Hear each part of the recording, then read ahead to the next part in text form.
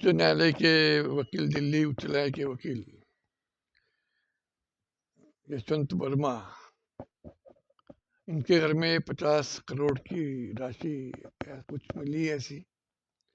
और मागास्वर्गीय न्यायाधीश कर्णन साहब, इन्होंने 2017 में 20 वकील जो न्यायाधीश है ये भ्रष्टाचारी होने की शिकायत प्रधानमंत्री से की थी।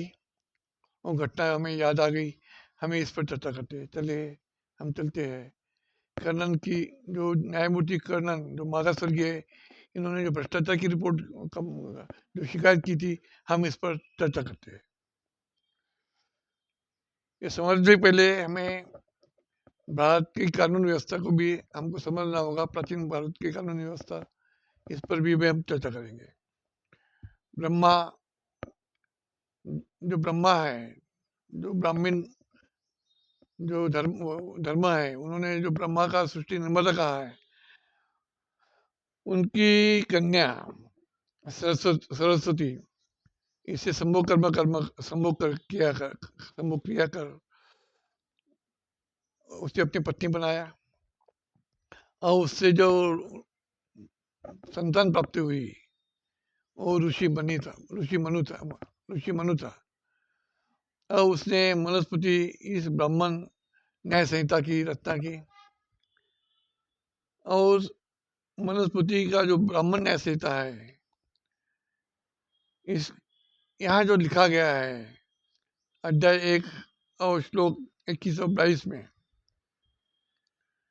वहाँ कहते हैं कि ब्राह्मण चाहे अयोग्य भी हो, ब्राह्मण चाहे अयोग्य भी हो, उसे न्यायाधीश बनाना चाहिए, उसे न्यायाधीश बनाना चाहिए, वरना राज्य मुसीबत में फंस जाएगा। ये मनुस्मृति में लिखा है अध्याय 21 श्लोक 2122 में। शायद यही बात होगी जो अभी न्यायालय में हम कोलोजियम दिखाई देता है, उसका कहीं असर न हो जाए, असर हो जो कोलोजियम के माध्यम से ब्राह्मण धर्म का वर्चस्व हमें न्याय व्यवस्था में दिखाई पड़ता है। वही अंग्रेजों का भारत पर अधिपत्य होना, और उन्होंने भारत को गुलाम भी बनाना है, और उन्होंने सन 1919 में ब्राह्मण न्यायाधीश बनने पर बंदी लाई थी। 1919 में अंग्रेजों ने ब्राह्मण न्यायाधीश बनने पर बंदी लाई। बाद में भारत का इतिहास, आज़ादी का इतिहास अलग रहा है, हम फिर कभी उस पर चर्चा करेंगे। गोरे अंग्रेज इन्होंने देश छोड़ दिया और एक काले अंग्रेज, इनका शासन आ गया। ये जो काले अंग्रेज है, गोरे अंग्रेज तो चले गए, अब ये काले अंग्रेजों का शासन इस देश पे चल रहा है। कम से कम गोरे अंग्रेजों के शासन काल में, कम से कम गोरे अंग्रेजों के शासन काल में प्रशासन था, गुड एडमिनिस्ट्रेशन था, न्याय भी मिलता था, भ्रष्टाचार नहीं था, भ्रष्टाचार नहीं था। आज न्याय भी नहीं मिलता, डिसिप्लिन या शिस्त नहीं है, और भ्रष्टाचार का बोलबाला है। उसको भी हम फिर कभी चर्चा करेंगे। आजाद भारत में विधायिका, कार्यपालिका और न्यायपालिका, विधायिका, कार्यपालिका और न्यायपालिका, यह जो निर्माण किया गया वो भारतीय संविधान के अधीन, ये इनका जो निर्माण हुआ वो भारतीय संविधान के अधीन 26 जनवरी 1950 को उसे लागू किया गया और भारत यह प्रजातंत्र देश बन गया। भारत यह प्रजातंत्र देश बन गया। अभी सन 2025 हम देख रहे हैं, अभी प्रजातंत्र दिखाई नहीं पड़ता, पूंजीवाद का बोलबाला है, यानी कैपिटलिज्म, जिसको हम कैपिटलिज्म बोलते हैं, पूंजीवाद को हम कैपिटलिज्म बोलते हैं, उसका बोलबाला है। अब प्रजातंत्र एंड डेमोक्रेसी खत्म हो गई है, ऐसा हमको दिखाई पड़ रहा है।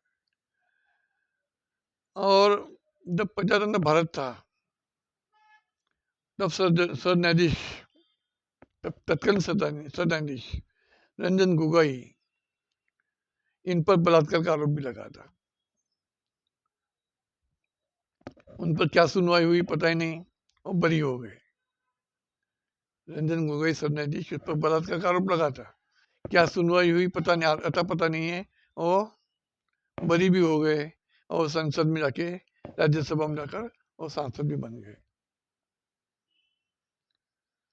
ऐसे ही कई विवादित न्यायाधीश है, सरन्यायाधीश है। ऐसे कई भारत के बाद में विवादित न्यायाधीश रहे। वो भारत की संविधानिक संस्था, वहाँ के अध्यक्ष बन गए, और अभी भी कुछ विवादित लोग वो संविधानिक संस्था पे अध्यक्ष पद पर विराजमान है। अभी दिल्ली उच्च न्यायालय के वकील न्यायाधीश, अभी जस्ट अभी रिसेंट की बात हो रही है, यशवंत मरवा, वो उनके सरकारी बंगले पे 50 करोड़ या उससे ज्यादा राशि मिलने की मीडिया में चर्चा है। 50 करोड़ के ऊपर ज्यादा राशि मिलने की अभी चर्चा है। अभी वो राशि घटकर 15 करोड़ तक आ गई है। शायद राशि को पैर होते हैं, शायद जो राशि जो होती है उसको पैर होते हैं, वो चलेगी, इसलिए राशि कम हो गई। चलो विषय छोड़ो। उसी बीच इलाहाबाद उच्च न्यायालय के जो न्यायाधीश है, उसी बीच इलाहाबाद उच्च न्यायालय के न्यायाधीश है राम नारायण मिश्रा। इन्होंने बड़ा एक विवादित बयान दिया है।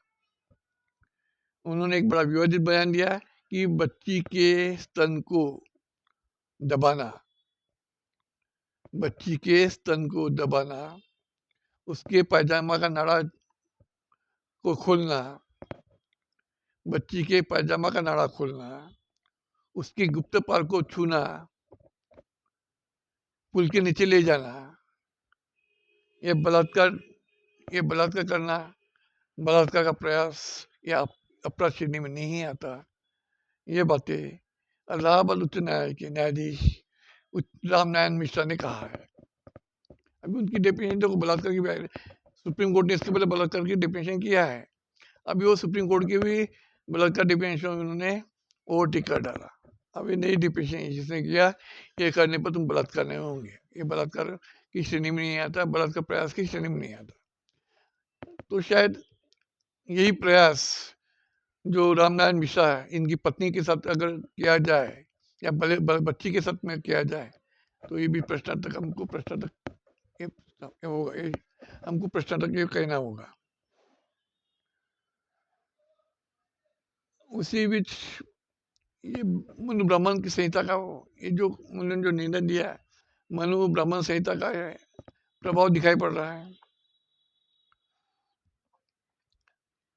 वही राजस्थान उच्च न्यायालय में वहाँ के वकील वर्ग है, उन्होंने मनु की प्रतिमा स्थापित की राजस्थान उच्च न्यायालय में, और भारत सरकार सर्वोच्च न्यायालय खामोश है।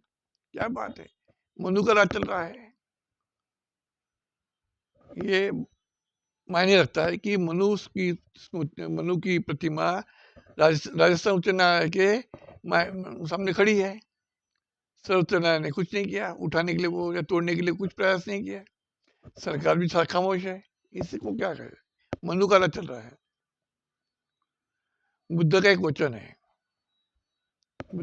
वचन है, इदम सती इदम होती, इदम सती इदम होती, इदम असती इदम न होती। अर्थात कारण हो तो कार्य होता है। बुद्ध कहते हैं कारण हो तो कार्य होता है, अगर कारण ना हो तो कार्य नहीं होता। अगर कारण ना हो तो कार्य नहीं होता, ये बुद्ध कहते हैं। अभी भारत के प्रधानमंत्री नरेंद्र मोदी साहब, इनका बहुत अति हो गया। प्रजातंत्र से लेके पूंजीवाद से लेके जो भी चल रहा है, अर्थनीति लेके बहुत अति हो गया। अभी तो एलन मस्क का ग्लोक ऐप आ गया, और सब बकरा है। तो एक कारण रहा, तो कार्य ऐसा होता है। ये बुद्ध का प्रतित्व समुत्पत्ति सिद्धांत हमको बता गया है। बुद्ध का प्रतित्व समुत्पत्ति है, ये हमको सिद्धांत जो है ये ये अभी दिखाई पड़ रहा है। अभी दिल्ली उच्च न्यायालय के जो वकील जज न्यायाधीश है, हमने जो सुना 50 करोड़ का घापा, 50 करोड़ उसको घर जलना, वो वो घूमने चले जाना, यशवंत सिन्हा जो न्यायाधीश है वो बाहर से घूमने जाना, उसे 14 मार्च को उससे बंगले में आग लगना है। 14 मार्च 2025 को घर में आग लगना है, फायर ब्रिगेड घर में आना, वो पानी छिड़काना, अब 50 करोड़ का घापा मिल जाना, 50 करोड़ की राशि उनके घर में नकदी मिल जाना, और मीडिया के लिए बातें छुपा के प्रयास कर होती है। ये बातें मीडिया से छुपने की प्रयास होता है, लेकिन 20 मार्च 2025 को वो घटना मीडिया के सामने आ जाती है। घटना 14 मार्च की, अब 20 मार्च को सामने आती है। 6 दिन क्या होता है, भारत सरकार क्या कर रही थी, उच्च न्यायालय, दिल्ली उच्च न्यायालय क्या कर रहा था, सर्वोच्च न्यायालय क्या कर रहा था, ये अभी बड़ा सुंदर है। यानी बुद्ध का जो सिद्धांत है प्रतित्व समुत्पाद, यहाँ भी लागू हो रहा है। और तीसरा न्यायाधीश है इलाहाबाद उच्च न्यायालय का रामनारायण मिश्रा, जो हमने बात चर्चा की, उसे मनु ब्राह्मण संहिता का शायद मनु ब्राह्मण संहिता का वो प्रभाव दिखाई पड़ रहा है। वो कहता है कि बच्ची के स्तन को हाथ लगाना गुनाह नहीं, दबाना, गुप्तांग को स्पर्श करना, पैजामा का नाड़ा खोलना, पुल के नीचे ले जाना, ये कुत्ते बलात्कार की श्रेणी में नहीं आता। तो वो भी फोकस हो गया, कर्म करेंगे तो ऐसा प्रतित्व बुद्ध कहते हैं ना, तो बुद्ध का ये प्रतित्व समुद्र पर यहाँ लागू हो रहा है। अब ऐसा ये जज है हाई कोर्ट का, उसने तो उसका नाम उसका नाम यादव है शायद, शेखर यादव। उन्होंने अल्पसंख्यक के विरोध में बहुत बड़ा बयान दे दिया, भाषण दे दिया अल्पसंख्यक के विरोध में। तो ये जो बातें हुई है इस पब्लिक के सामने खुल जाती है। सत्य कभी छुपता नहीं, सत्य हमेशा उजागर होता है। इसलिए भारत का जो संविधान है, उसका जो मोनो है, सम्राट अशोक का चिन्ह है, राज्य मुद्रा है, वह सत्यमय ज्योति लिखा है। वहाँ मुद्रा पे जो सम्राट अशोक की राज्य मुद्रा है, वहाँ इससे नीचे क्या लिखा है, सत्यमेव जयते। इसका मतलब क्या होता है, सत्य की विजय हमेशा होती है, सत्य की विजय होती है। अभी सर्वोच्च न्यायालय के जो न्यायाधीश है, उनके जो जहाँ बैठते हैं उसके पीछे में सम्राट अशोक की राज्य मुद्रा होती है। तो वहां का जो सत्यमेव जयते जो घोष वाक्य है, ये ब्राह्मणी जजों ने हटा दिया, क्योंकि ये भी धर्म पीड़ित है ना, मनु के वंशज है ना, ये भी मनु प्रभावित संहिता की पालन करता दिखाई पड़ते हैं। तो उन्होंने क्या किया, उन्होंने क्या लिख दिया वहां, सत्यमेव जयते घोषों के हटाकर ये तो धर्मास्ततो जय, ये तो धर्मास्ततो जय, अर्थात विजय हमेशा धर्म के साथ होता है, विजय हमेशा धर्म के साथ होती है। यहाँ विजय धर्म की विजय नहीं हुई, यहाँ धर्म की हार हुई, सत्य की विजय हुई। ये ऐसे न्यायाधीश हमारे देश में बनते हैं, होते हैं, तो देश का क्या होगा। अभी वही लोकसभा चुनाव 2024 हो गया, बंगाल के जो एक न्यायाधीश है उच्च न्यायालय का, उसने उसके भी जो जजमेंट है, निर्णय है, वो संदेहास्पद हो गए। वो बीजेपी में लोक खड़ा हुआ, लोकसभा में चुन के आ गया।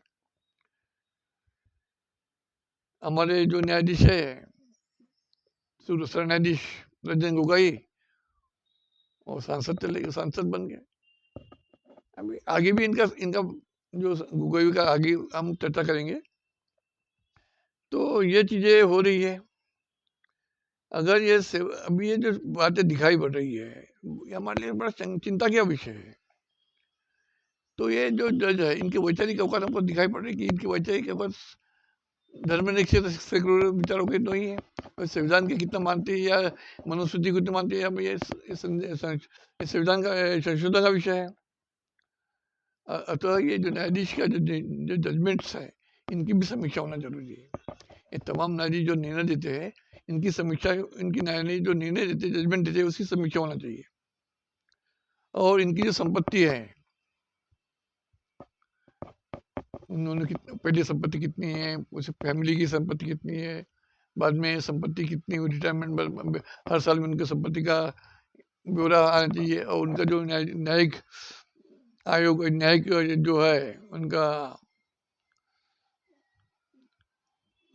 वेबसाइट, वहाँ उन्होंने घोषित करना चाहिए वेबसाइट पे। कॉलोनियल सिस्टम को बाय बाय होना चाहिए, न्यायिक नियुक्ति आयोग होना चाहिए, उनकी समीक्षा, उनकी जजमेंट की समीक्षा भी होना चाहिए। ऐसी कई बातों को हमको इस पर चर्चा होना बहुत आवश्यक है। और जो भ्रष्टाचारी न्यायाधीश है उनको सेवा मुक्त करना चाहिए, बस टर्मिनेट, नॉट सस्पेंड, निलंबित नहीं करना है उनको, सस्पेंड कर, सेवा मुक्त करना है, सस्पेंड नहीं करना है उनको, निलंबित, टर्मिनेट करना है, उनकी पेंशन बंद करना है। इससे हमको न्याय व्यवस्था की छवि हम सुधर सकती है। हम अभी ऐसी एक केस है, मेरी खुद स्वयं की केस है, डॉक्टर मिलिंद जूने वर्सेस संविधान फाउंडेशन नागपुर, जिनके IAS ऑफिसर इंडियन खोबरागड़े बड़े बड़े डेंगे हाँकता है, उन्होंने याचिका क्रमांक 3940/2019 की केस है, उन्होंने भारतीय संविधान साहित्य सम्मेलन लिया था, उसका मैंने विरोध किया। क्योंकि भारतीय संविधान ये साहित्य नहीं है, भारत का संविधान ये साहित्य नहीं है। क्योंकि जो संविधान है वो कानूनी बुक नहीं है। भारत का संविधान एक कानूनी बुक या लीगल बुक नहीं है। भारत का संविधान एक कानूनी बुक नहीं है, कानूनी बुक नहीं है, लीगल बुक नहीं है, बल्कि ये कानूनी दस्तावेज है, लीगल डॉक्यूमेंट है। इसीलिए मैंने केस दायर किया कि वो संविधान ने, भारतीय संविधान ये साहित्य नहीं हो सकता। अगर साहित्य हुआ है, अगर हमको साहित्य मान्य नहीं तो हम उसको जला भी सकते हैं, जैसे बाबा साहब ने मनुस्मृति को जलाया था। तो मैंने केस डाला और बयान बोला ये जो संविधान साहित्य सम्मेलन इसमें बयान लाया जाए, इससे हमारे संविधान की गरिमा को ठोस पहुंचता है, गरिमा खत्म होती है। तो न्यायमूर्ति रवि नागपुर, बॉम्बे हाईकोर्ट के नागपुर बेंच के सामने मैंने वो केस डाला। न्यायमूर्ति रवि देशपांडे, न्यायमूर्ति विनय जोशी, इनके सामने, इनकी खंडपीठ के सामने केस लगी मेरी तरफ से। सुप्रीम कोर्ट के जो वकील है एडवोकेट चेतन भैरवा, और नागपुर के उच्च न्यायालय के वकील एडवोकेट बीबी रायपुरे, वो मेरे ओर से पहले भी कर रहे थे। तो न्यायाधीश महोदय ने मेरी केस विड्रॉ ये खारिज कर डाला, कारण भी बताया। ये कारण हमको समझना पड़ेगा, क्या न्याय दिया। जो न्यायमूर्ति रवि देशपांडे, न्यायमूर्ति विनय जोशी ने क्या कहा अभी सुन लो। The ground of challenge is that the literature can be offense also. Therefore, there should be prevention in holding such program is purely hypothetical and imaginary. Apart from this, we don't find any fundamental. ये बड़ा सुन लो ये. Apart from this, we don't find any fundamental right in favor of this petitioner. Fundamental right. We don't find any fundamental right in favor of the petitioner or any fundamental duty cast which can be enforced by way of filing writ petition under Article 226 of the Constitution of India. The writ petition is therefore dismissed, no court. क्या मैंने मेरे fundamental right का मेरा हनन किया, ऐसा बताया था मैंने? क्या मेरा मूलभूत अधिकार के हनन वो ऐसा कहा मैंने? देखो बुद्धि, न्यायाधीशों की बुद्धि देखो, क्या मेरे फंडामेंटल राइट, मेरे मूलभूत अधिकार पर हनन वो ऐसा मैंने कहा है? अरे भाई, भारत का संविधान हमारे हम सबका नैतिक कर्तव्य है। या फंडामेंटल राइट का उद्देश्य आ गया? हमारा सब लोगों का नैतिक कर्तव्य है उनको रक्षा करना, संविधान की रक्षा करना नैतिक कर्तव्य है हम लोगों का। ये न्यायाधीशों के बुद्धि देखो, फंडामेंटल राइट को बजा रहे, अरे मूलभूत अधिकार की कहा हम हमारे मेरे हम सभी का मूलभूत अधिकार है ये तो, या नैतिक कर्तव्य की बात हो रही है। ये अभी ऐसी और उन्होंने संविधान को साहित्य सम्मेलन को अलाउ किया। तो आगे चल के नई दिल्ली में संविधान को जलाया गया, जो धर्मांध शक्ति है उन्होंने जलाया गया, दुरुपयोग किया, जो साहित्य है जलाया। ऐसे नालायक जज बनते हैं देश, हमारे देश में रवि देशपांडे समान, विनय जोशी समान नालायक जज होते हैं, तो भारत के संविधान को गरिमा खंडित होती है। ऐसे जजों के लायक, ऐसे लायक जज कहाँ हैं? इनमें मेरिट कहाँ है? इनके जजमेंट में मेरिट कहाँ है? इनमें इनको न्यायाधीश बने कैसे? अगर ये परीक्षा हुई होती, कॉम्पिटिशन एग्जाम होती, परीक्षा बने में होती नहीं होती, ये सवाल आ रहा है। अभी दूसरी बात, भारत का संविधान का जो वाटडॉग है, कस्टोडियन है, सुप्रीम कोर्ट है। भारत का संविधान जो है उसकी कस्टोडियन हो या वाटडॉग है, सुप्रीम कोर्ट है। हमारे संविधान को प्रजातंत्र का धोखा हो रहा है, खतरा दिख रहा है, सुप्रीम कोर्ट खामोश है। संविधान को गरिमा, संविधान की जो है संविधान की धज्जियां उड़ रही है, सुप्रीम कोर्ट खामोश है। उनका दायित्व है सुप्रीम कोर्ट का। तो वही एक दूसरी बात भी हमको समझना पड़ेगा कि आर्टिकल 226 से 227 226 और 227 इस संदर्भ में सुप्रीम कोर्ट ने ये पांच जजों का एक बेंच है, उनका जजमेंट है। उन्होंने 226 227 के संदर्भ में एक जजमेंट दिया, ये भी हमको समझना पड़ेगा। It has been held that in exercise of its extraordinary power of superintendence and or judiciary review under Article 226 and 227 of the Constitution of India, the High Court को क्या बोलता है? The High Court does not reassess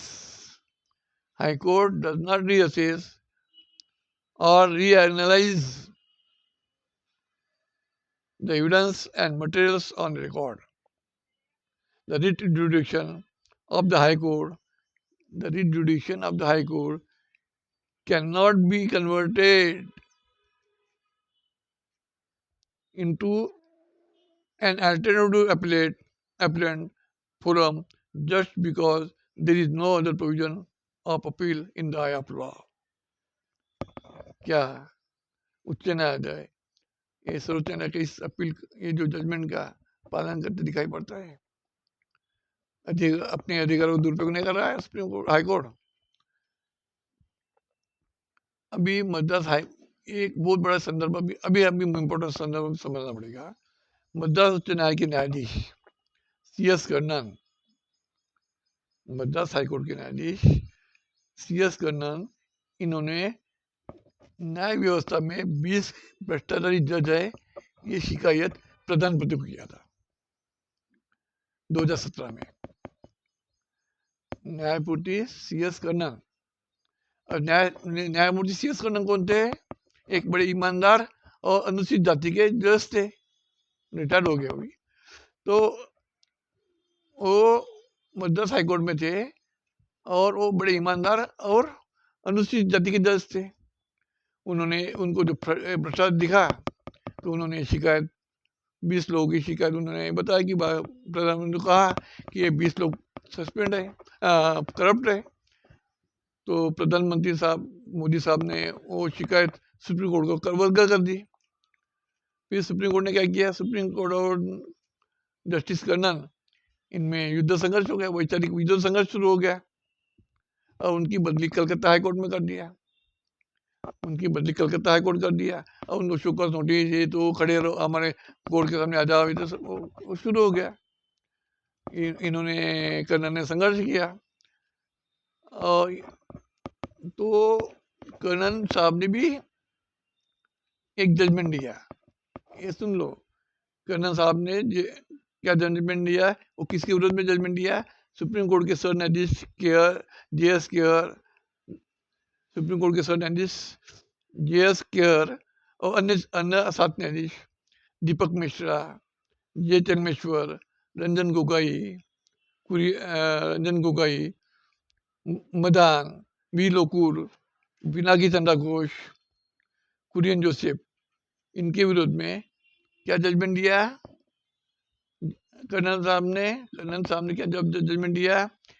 जाति के आधार पर भेदभाव किया जाता है, जाति के आधार पर भेदभाव किया जाता है, इसलिए अनुसूचित जाति जमाती कानून के तहत दोषी मानकर सजा सुनाई जाती है। इस 8 जजों को, सुप्रीम कोर्ट के 8 जजों को सजा सुनाई, ऐसा जजमेंट किया। सभी जजों की सजा के साथ साथ 1 लाख रुपए जुर्माना देने का भी आदेश दिया जाता है, ऐसा उन्होंने आदेश किया।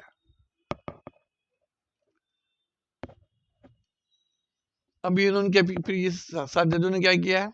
वो जजमेंट को रोक लगाई और उन पर उन्हें कन्नन को आगे चल के बुलाया, कोर्ट सुप्रीम कोर्ट में खड़ा होने के लिए आदेश किया, ये किया, बहुत कुछ चला और उनको 6 महीने के सुप्रीम कोर्ट के जो ये है अवमानना करने के कारण उन्हें 6 महीने की सजा दी। एक जज को 6 महीने की सजा सुनाई गई है अवमानना कारण। ठीक है, अभी अवमानना मानी भी होती तो आपको 1 दिन की पनिशमेंट दिया जाता है, ऐसा को 6 महीने की सजा दी। और उन्होंने कर्नल साहब ने रिटायरमेंट के बाद में 6 महीने की सजा भोगी है और बाहर निकले। 2017 का बात है, ये संदर्भ है। उनका गलती क्या हुई थी कि 20 लोग करप्ट रहे, भ्रष्टाचारी है, ये 2017 की बात हो रही है। अगर उस पर भारत सरकार ने और सुप्रीम कोर्ट ने उसकी दखल ली होती, ये 50 करोड़ का घाटा जो दिखाई पड़ रहा है या ये सामने आया होता, ये चीजें नहीं हुई थी। यानी कन्नन के संदर्भ जो उनकी बयान बात जो उन्होंने बताया था, उसको दखल लिया नहीं गया, ये हमको समझना होगा। अभी जो 8 न्यायाधीश है जिनके बारे में उन्होंने कंप्लेंट किया था, क्या अभी उनके पास भी यही प्रॉब्लम इनसे जुड़े हुए हैं, करप्शन से जुड़े हैं, ये भी हमको समझना पड़ेगा। अभी कितने लोग जजेस, अभी 20-50 करोड़ एक जज के घर में चपड़ा, अभी तो सभी जजेस संदेह के घेरे में आ गए हैं। अब क्या है क्या नहीं पता नहीं, जजमेंट बड़े, जो भी जजमेंट आते हैं बड़े विवादास्पद जजमेंट होते हैं। तो यशवंत सिन्हा ने जो है दिल्ली उच्च न्यायालय का कन्नन की बात को साबुत कर दिया। 50 करोड़ उनके घर में रोक मिली है, तो जो कन्नन साहब ने जो शिकायत की थी उनका सबूत मिल गया है। अभी और सबूत और क्या ढूंढ लो। अभी सवाल क्या रहा है कि उन्होंने जेल, कन्नन साहब ने जेल तो होगी, क्या इनको जेल होगी यशवंत वर्मा को? और जिन्होंने गलत निर्णय दिया बच्ची के उस तरह को चुना, ये करना, क्या उनको जेल होगी? उनको नौकरी से निलंबित किया जाएगा, सेवा मुक्त किया जाएगा उनको? ये भी हमारे सामने सवाल है। और इन 50 करोड़ बहुत बड़ी राशि है, क्या 15 करोड़ भी कहा जाता है, ये भी बहुत बड़ी राशि है। क्या ईडी आईडी क्या ईडी आईटी CBI एजेंसियां कुछ रोल दिखाई नहीं पड़ रहा है, एजेंसियां खामोश दिखाई पड़ रही है। सुप्रीम कोर्ट का भी निर्णय क्या देखेंगे, भारत सरकार का क्या निर्णय होता देखेंगे। अब ये सवाल है। और दूसरी बात क्या हो रहा है कि अभी जो न्यायाधीश वर्ग है, क्या कोड ऑफ कंडक्ट इन पर लागू होगा? इन पर कोड ऑफ कंडक्ट लागू होगा?